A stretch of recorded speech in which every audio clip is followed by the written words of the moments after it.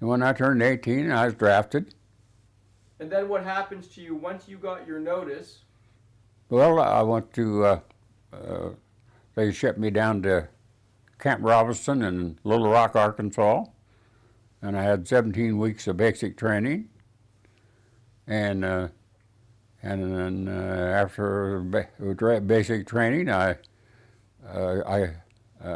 got to come home for a couple of 3 days for a little furlough, and then we got a rush order, and then we had to go back to I think we went back to Wichita, I believe, and they had the planes waiting for us, and they flew us to Fort Meade, Maryland, and that's where they get you ready to go overseas. And we were there probably 3, 4, 5, 6 days to getting our overseas equipment, and uh, and and after we got that way, they loaded us on a boat. I think the Constitution was the name of the ship. Anyway, we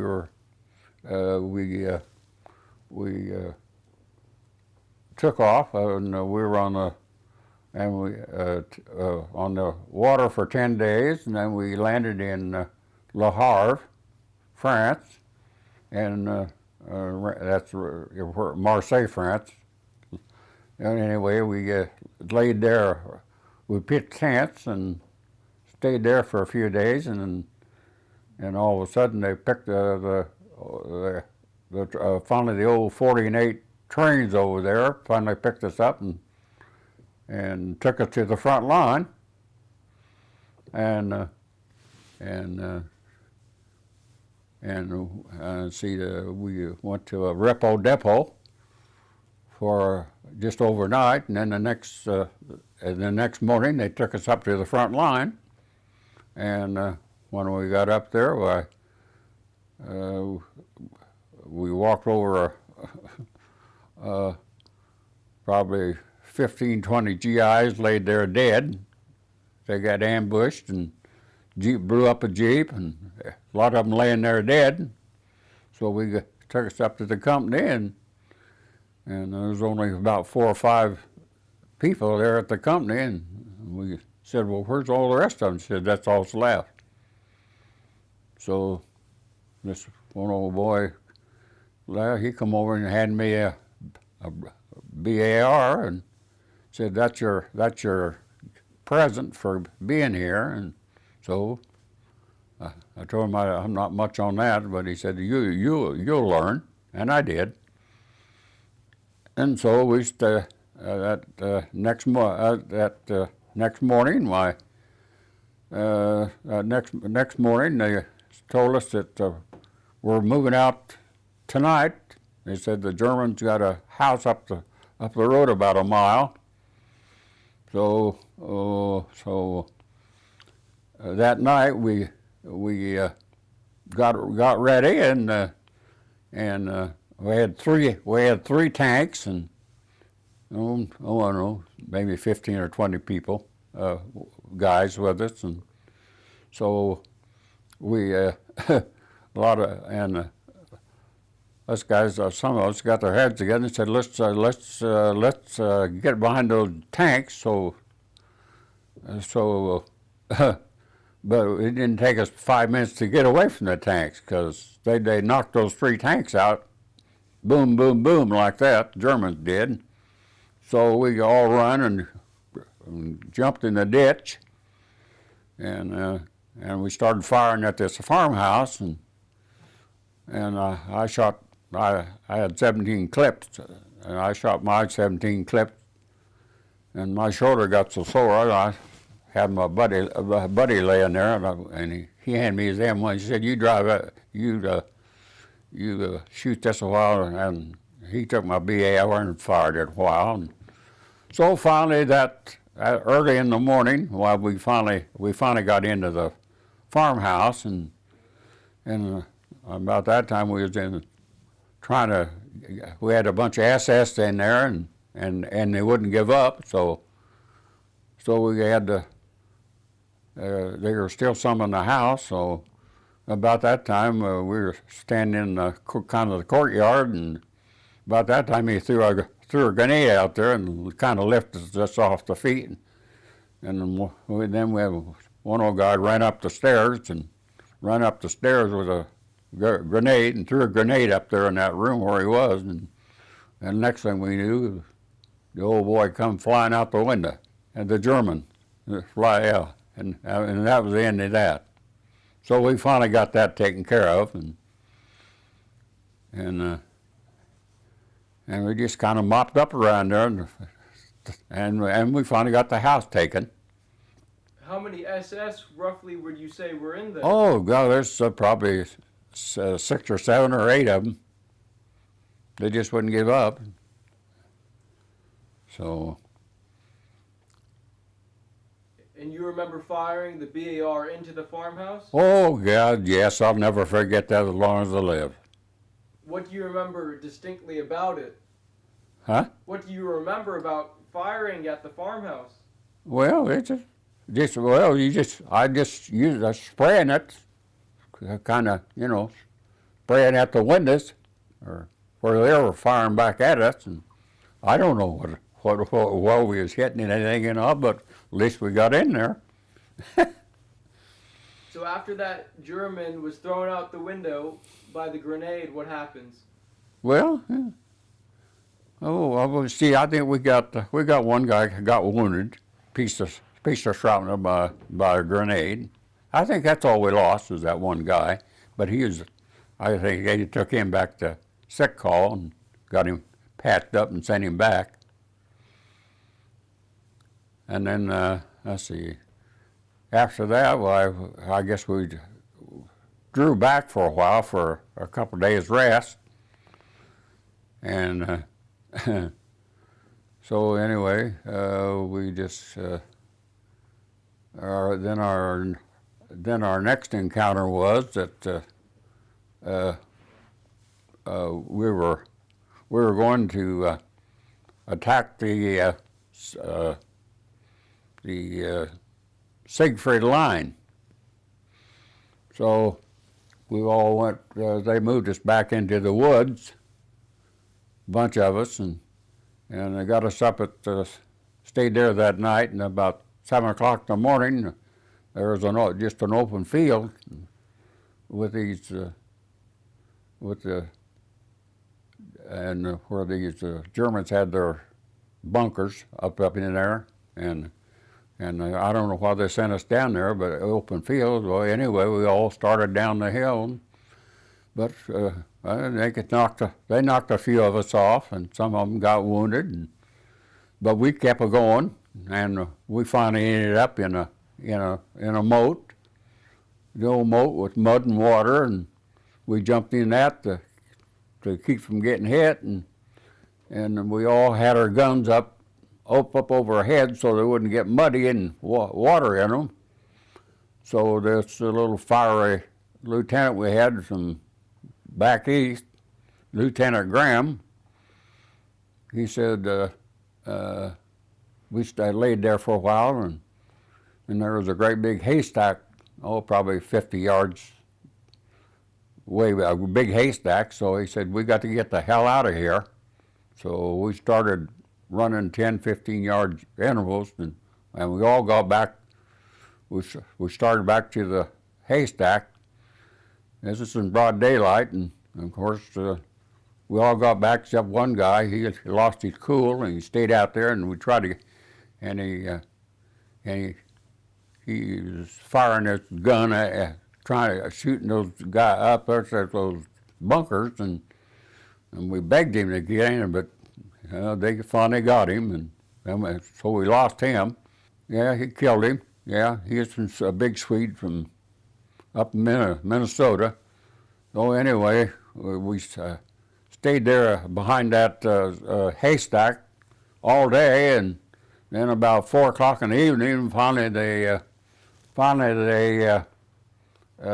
started shooting tracer bullets into the haystack, and it was getting kind of dark, and of course we radioed up to the woods where our bivouac was, and told them what our situation was, and finally about midnight, I think they finally got the haystack on fire, and about that time they sent a patrol down and got us out of there. And then finally the next day they called in some more troops and finally got some tanks up there and opened had a bulldozer or something like that to knock those big cement sticks out of there so we get through there. So we finally got that job done. So, and I think that there after they let us go back and rest a while for a few days to get clean clothes on and shower once in a while. So we and see and our next where was our next counter? Our next deal was. Well, we started. I think we started up through. I think next morning. I think we got up and we were headed for Nuremberg, so we got up early in the morning and we went through Augsburg, and then we were headed toward Nuremberg, and so we finally got up there without too much of a problem, and when we got into Nuremberg, and we were searching for what to do, and one of the commanders says, "I believe we're surrounded," and we were surrounded. He said, and it's kind of I put the fear in God in us. And so we finally got out of that mess, and finally we kept moving up, and of course they had Nuremberg tore up pretty bad with bombs, and so we finally started cleaning, going from house to house and building to building, cleaning it out, searching for Germans, and so we would finally run into a hospital. We opened this door and like a cave, and looked down there, and there was a hospital. There was a hospital down there. So we went down through there, and of course the Germans. I had a lot of our prisoners in there, and got wounded, and they were taking care of them. And they had 5 or 6 surgeons there, working on some of their own and some of ours, and after so long, they finally moved us out of there, and we kept day by day going through Nuremberg, cleaning up, searching for Germans, and things kept right on going. And can you tell me more about some of the specific firefights you got into at Nuremberg? Oh, we didn't. We didn't encounter too much. Fight because the bombs kind of cleaned them a lot of them out. We didn't run into too much fire. We didn't have too much trouble in Nuremberg, just cleaning out and at night and going in houses and checking them out and finding people in bed and that and of course they were scared to death, which I don't blame them. We'd go in their rooms and people in bed and. These are civilians. Yeah, civilians. Yeah, and so anyway, we let's see. Then and then we finally after that we moved into the next day. I think the next day we were getting ready to cross the Rhine River, so they got us ready to cross the Rhine River at Worms, Germany, and and they had little canoes for us to get in, and Of course, I had those 17 clips of ammo with me, and the lieutenant told us to unbuckle them because in case those canoes would turn over, and so we did, and we got across the Rhine River without any ado, and so then we finally got across there, and then we started into to the Black Forest, and this was nighttime, and we walked all night long, going through the Black Forest, and of course every time we run across a stream of water, well, we fill our canteens with this little water and put a lot of stuff in it so it purify the water, and the next morning we finally, well, I think we walked about 20, 25 miles that night, walking through that forest, and all of a sudden, after early in the morning, why we come out of there and out of the forest, and about that time they were waiting on us, and the Germans were waiting on us. And anyway, we got out there in the open, and they pinned us down. And I remember I was so tired I could hardly go, so I just laid there. And I and I didn't know what to do, and I looked around, and some of my buddies had the foxholes dug, so I ran over and jumped in the foxhole with them. So we sat there for a while, and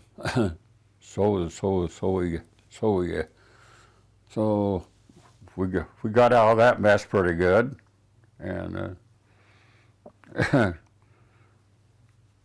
and anyway, we had to and pretty soon, at that time you're getting pretty chilly at night, and of course we had those old rubber boots on, and God, feet were sore and this and that, and finally we got stopped about somewhere along the way, and we had to rest, and I took my boots off, those old rubber boots. My feet were sore, and the guy said, "Put those boots back on. Your feet stink." And I said, "I know they do." So I put them back on, and so anyway, after that we had a couple of days rest, and so I said, well, I showed that to my company commander. He said, "Well, you better go to sick call and get those feet taken care of." And I think I got my feet cold and kind of had frozen feet, and so I went back, and they were at sick call, and they washed my feet and put some Barbasol on it and cooled them off and gave me some clean socks, and I said, "Well, what am I supposed to do now?" He says, "Well, going back to your company." So I just had to walk back a few feet to my company, and that was a mess, and let's see, where do we go then? Anyway, well, we went up in the woods and dug in, waiting to see what our next goal was, and of course we saw some Germans there, Germans down at the bottom of the hill there, but we kept quiet because we didn't want to disturb anything, and that we didn't want them to know we were up in there, or they probably bombed us or something. So then we finally decided, I don't know where do we go then?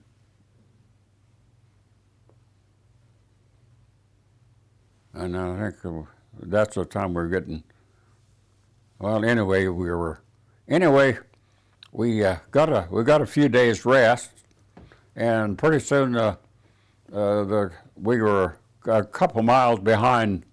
The division was a couple miles behind on schedule, and so the general wanted to get 40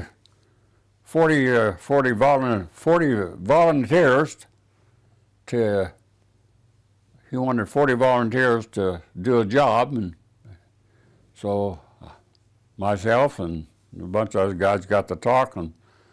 I said, well, I said to him, I said, let's volunteer this deal coming up. So we don't know what it is, but I said, maybe we can get a little breaker.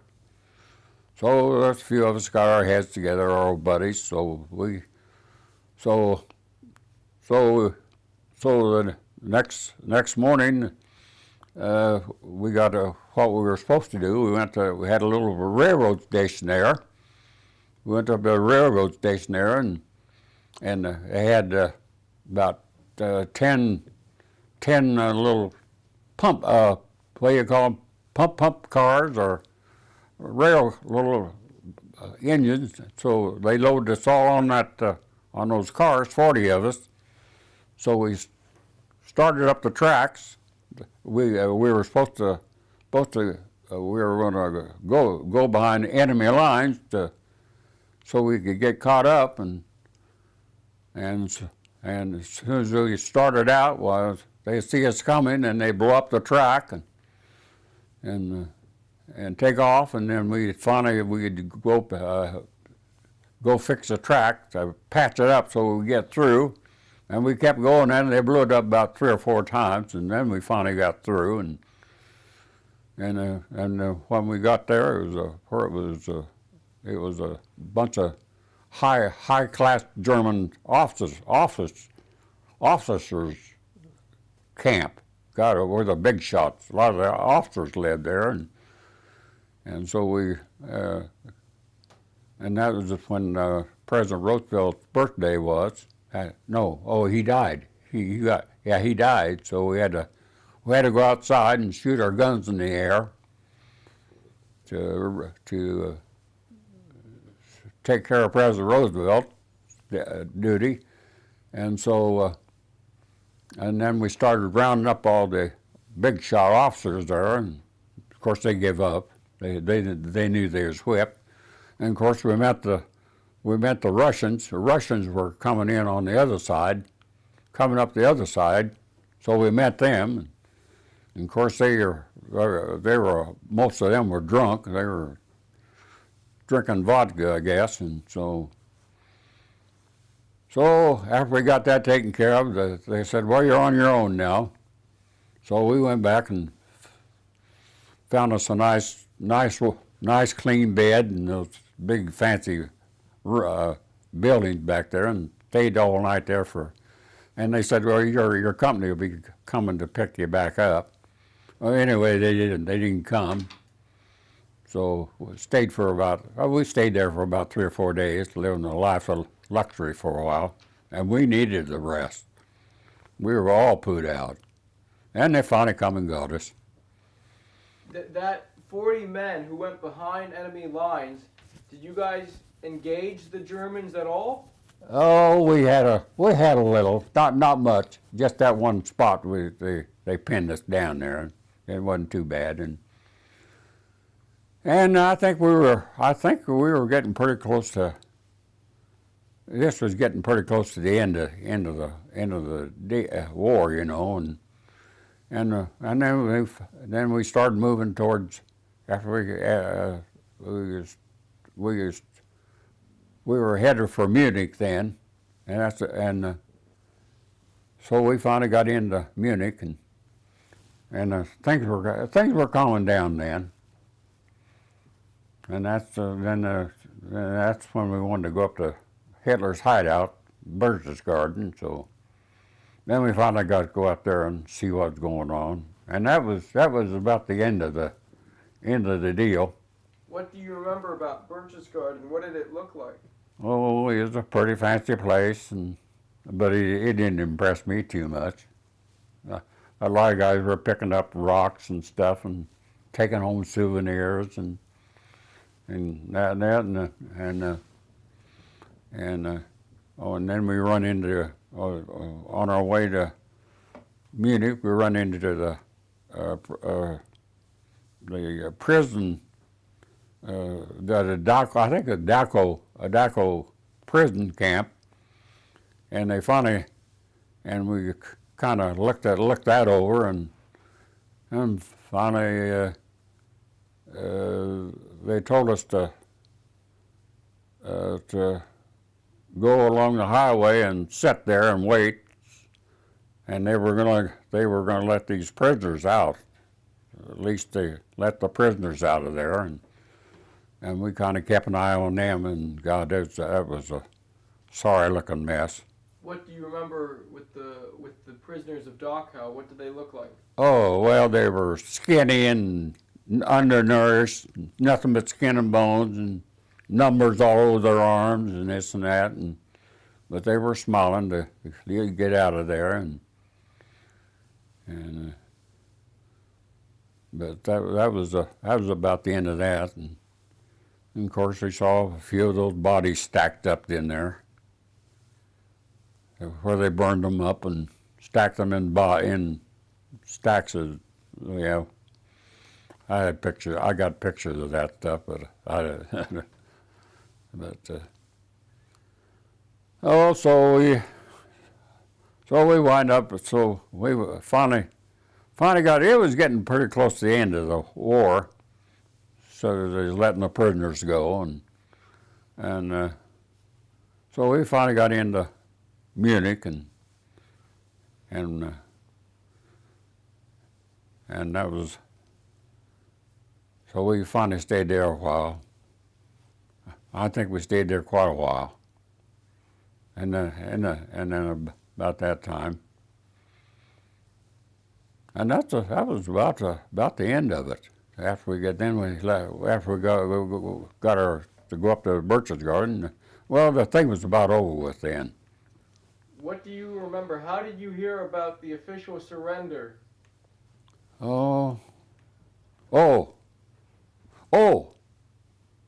See, I think it come down from the headquarters that it was just about over with. They were going to sign a peace treaty, so about that time, we didn't know what was going to go on. About that time, President Truman then they were going to get us ready to go to Japan, and about that time, old Truman bombed Hiroshima, and that put the icing on the cake, and that was the end of that. So they decided that we didn't have to go to Japan. Because you had joined the combat later in the war, your life was on the line when it comes to Japan, because you would have been one of the first ones they sent to Japan, right? Yeah, they would have. Yeah, they would have sent us. Yeah, because we were getting ready to go, but anyway, after that, since we didn't have to go, then we moved over to. We went to Austria. We went to Weilflecken, Germany. We garrisoned there. We stayed there for a while, and then they moved us to a little town of Roden, Germany. We called it that's where they piled cow manure in the street. We called it cow manure Roden. And let's see, after that, what else would we do? Well, I think that was about it for a while. So we were really relieved when we heard they bombed Japan, the atom bomb, and they said, well, I guess you won't have to go there. So the war is just about over. So they moved us over to Salzburg, Austria, and so they told us that they were going to make us a Occupation. Occupation. They wanted us to go over there make a show place for our company, and of course that was a bad deal, and we kind of cleaned this place up, and we had to pitch a bunch of tents. We had to sleep in tents, and of course we didn't have anything to sleep on except the ground, and one of the officers said, well, there's a bunch of German stretchers over there in a stack. So we went over there and got them out of the stacks, and then so we moved them in in our tents, and that was a big mistake. That was one of the biggest mistakes we ever made in our lives, and so we all woke up the next morning and we were full of crabs. Crabs all over our body. And so they called the big shot, the big stock generals in, and we had to stand inspection. And he says, I don't know what we're going to do about this. But he says, we're going to move in a bunch of showers, and you guys are going to have to trim your hair off of your body to get rid of them. How did they get there in the first place? Well, they were in those